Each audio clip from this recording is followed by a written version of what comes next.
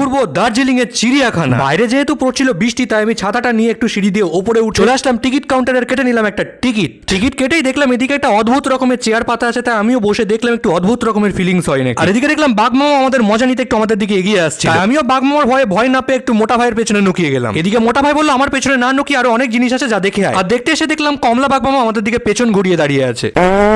আর তারপরে দেখলাম অন্ধকারে কালো মতো কি একটা শুয়ে আছে, কি দেখতে বুঝতে না পেরে আমি চলে গেলাম পাশে ছাগল দেখতে। এগুলো ছাগল না কি ছিল আমি জানি না, তো পাশে ছিল একটা স্ট্যাচু, সেখানে মুখ ঢুকিয়ে আমি দাঁড়িয়ে গেলাম দেখতে কেমন লাগে নিজেকে। তো পাহাড়ি রাস্তা, এরকম ঝিরিঝিরি বৃষ্টি পড়ছে আর মাথায় ছাতা নিয়ে এরকম ঘুরতে বেশ আলাদাই রকম মজা লাগতো। তো অনেক স্ট্রাগল করে আবার আসলাম বাঘমামার কাছে, বাঘমামার সামনেটা দেখবো বলে। বাঘমামা এবারও আমাদের সাইড দেখালো, তাই আমি এই প্লাস্টিকের পশু পাখিগুলোকে দেখে আবারও ছাতাটা নিয়ে হাঁটতে শুরু করলাম আর দেখলাম যে আর কি আছে দেখার মতো। প্রত্যেকটা পশু পাখির সামনে এরকম একটা বড় ইতিহাসের পেজের মতো ডেসক্রিপশন লেখা ছিল, যেগুলো আমি না পড়ে ইগনোর করে গেছি। এদিকে এত মানুষ খেয়ে হজম করবে বলে আমাদের চিতা দাদা অলরেডি একটু ব্যায়াম শুরু করে দিয়েছে, একেই বলে স্বাস্থ্য সচেতন। তো আজকের ভিডিওটা এই অবধি, চলো টাটা।